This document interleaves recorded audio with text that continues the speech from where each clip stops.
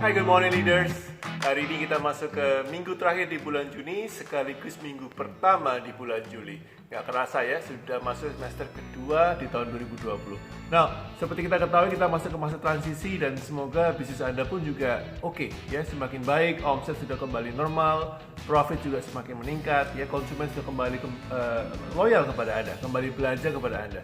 Nah, bicara masalah bisnis, hari ini kita kan tentang Senin ya, biasanya seperti Anda tahu yang sudah ikut program atau ikut vlog saya, mengikuti vlog saya selama ini, Anda tahu setiap Senin kita bicara tentang mindset. Kita bicara tentang pola pikir, di mana Anda at the end of the vlog, saya minta Anda untuk memilih untuk Anda sendiri. Apa yang Anda pilih dari mindset yang saya sajikan. Kali ini topiknya saya terinspirasi oleh teman saya, sahabat saya, pengusaha yang rendah hati dari Madiun, ya, Pak Sony. Pak Sony, semoga Anda melihat vlog ini. Ini hasil kita ngomong-ngomong kemarin di IGTV ya, di IG Live, di IG Live tentang produk, tentang bisnis, yaitu tentang apakah kita fokusnya ke Red Ocean atau ke Blue Ocean. Ya, ini terinspirasi oleh beliau. Semoga Pak Sony bisa melihat. Jadi Red Ocean ini kan sudah sering dikatakan oleh banyak sekali para guru-guru bisnis bahwa jangan masuk di Red Ocean. Jangan ikut main di Red Ocean, carilah Blue Ocean. Nah, dan Blue Ocean ini kan sebetulnya ada Blue Ocean Shift, ada buku-buku yang Anda bisa baca, baik sekali, termasuk saya juga senang sekali membaca buku Blue Ocean. Tapi kemarin saya dapat inspirasi, saya disentil oleh Pak Sony yang mengatakan kalau saya coach, saya sukanya Red Ocean aja dah, tapi saya perbaikin gitu ya. Kenapa? Karena fokusnya dapat untung, dapat cuan, dapat profit. Kalau Blue Ocean belum tentu selamat. Mungkin keren, kalau selamat mungkin hebat, tapi belum tentu selamat. Nah, kemudian setelah hari Rabu itu saya pertimbangkan, saya lihat beberapa artikel dan kemudian saya bilang, oke lah, nanti Senin saya mau nge-vlog sesuatu tentang Red Ocean versus Blue Ocean. Mindset mana yang Anda pilih? Red Ocean atau Blue Ocean? Karena semua tahu bahwa ini adalah hitam putih, api dan es, neraka dan surga, maka saya akan mulai dengan yang nerakanya dulu. Saya mulai dengan yang Blue Ocean-nya dulu ya. Ini dimana ini orang banyak lihat sebagai sesuatu yang hebat. Kalau Anda mikir mindset Blue Ocean, apa kelemahan Blue Ocean? Ya, kelemahan dulu deh, karena kekuatannya semua orang tahu ya. Blue Ocean memiliki 4 kelemahan. Ada 4 problem di Blue Ocean. Ya, pertama adalah ada kemungkinan Anda akan tenggelam ya, atau terbenam di bawah dasar laut itu. Ya, apa artinya itu? Ketika Anda menciptakan proses bisnis, kemudian bisnis barunya itu tidak sempat muncul, sudah mati duluan karena terlalu unik, terlalu aneh, terlalu nyeleneh.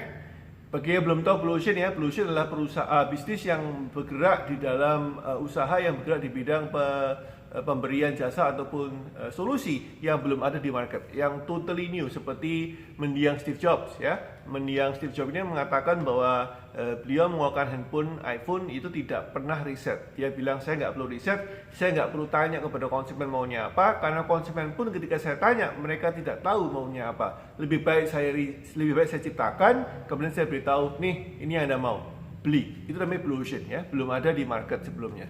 New, genuine, otentik, paling baru, apapun namanya, itu Blue Ocean. Pertama adalah risikonya Anda tenggelam di bawah dasar. Kenapa? Karena keunikan itu juga perlu waktu untuk berkembang, dan kalau keunikannya tidak benar-benar unik, maka Anda akan tidak dianggap oleh konsumen Anda. Ketidakenakan yang kedua adalah kita bilang namanya caught in the middle.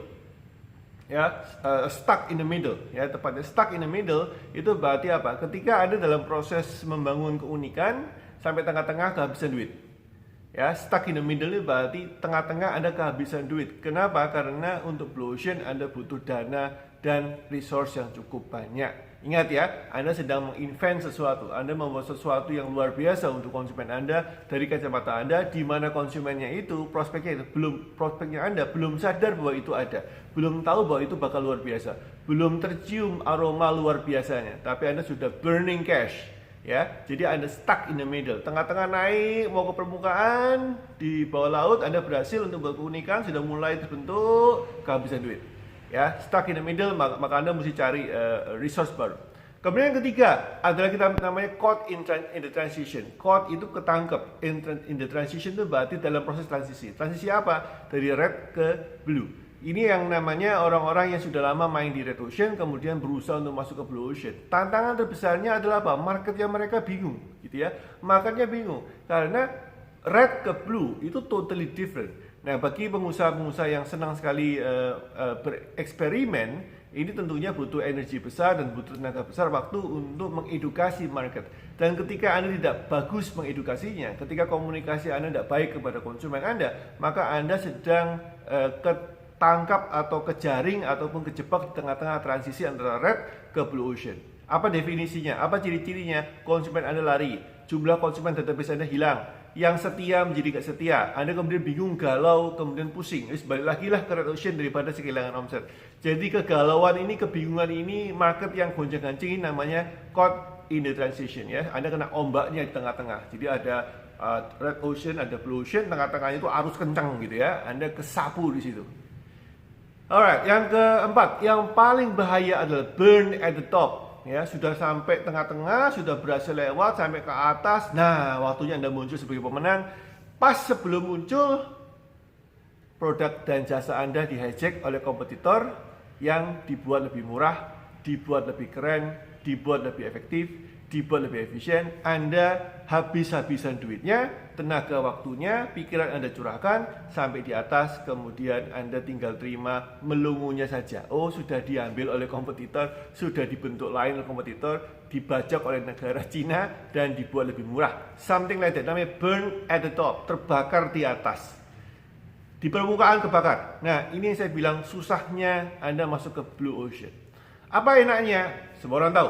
Jika Anda berhasil dan kemudian menjadi dominan, Anda menjadi pemimpin pasar, Anda mendominasi dan Anda benar-benar kuat sekali di market segmen Anda dan Anda mempunyai brand yang luar biasa, seperti dengan Apple, ya. Dan brand lain yang kita tahu ya, seperti Elon Musk punya produk, kemudian dan seterusnya. Ada banyak cerita di luar sana tentang heroes ya, pahlawan-pahlawan yang berhasil membuat Blue Ocean bergerak atau menguntungkan untuk mereka.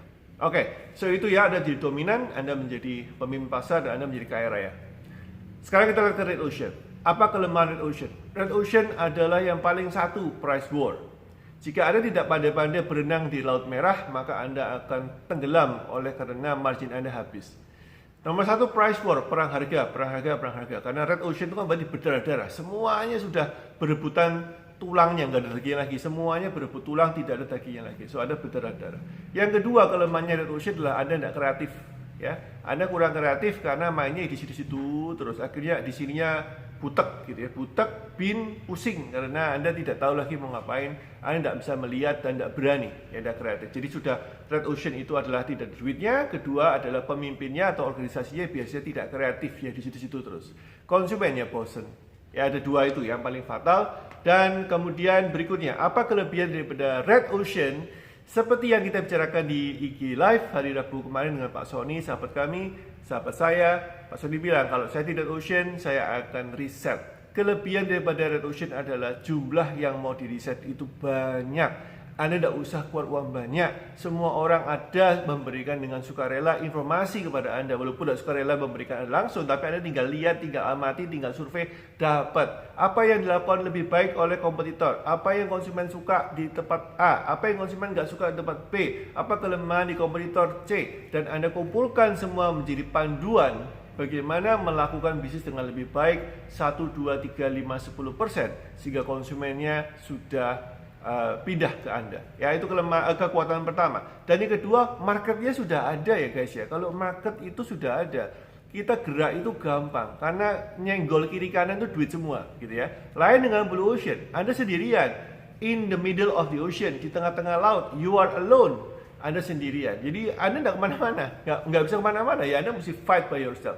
Tapi kalau Red Ocean, kiri kanan itu sudah banyak sekali orang konsumen yang sudah siap dan mengerti produk dan jasa Anda. Ya, dua kelebihan ini yang perlu Anda optimalkan jika Anda mau main di Red Ocean. That's it guys, so this is the end of my vlog. Again, mindset adalah waktunya Anda memilih mana Anda pilih, red or blue. Blue dengan kelebihan dan kekurangannya, red dengan kelebihan dan kekurangannya. See you tomorrow.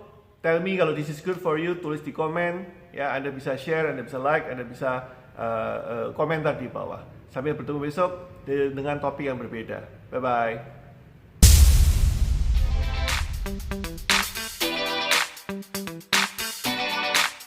Bye.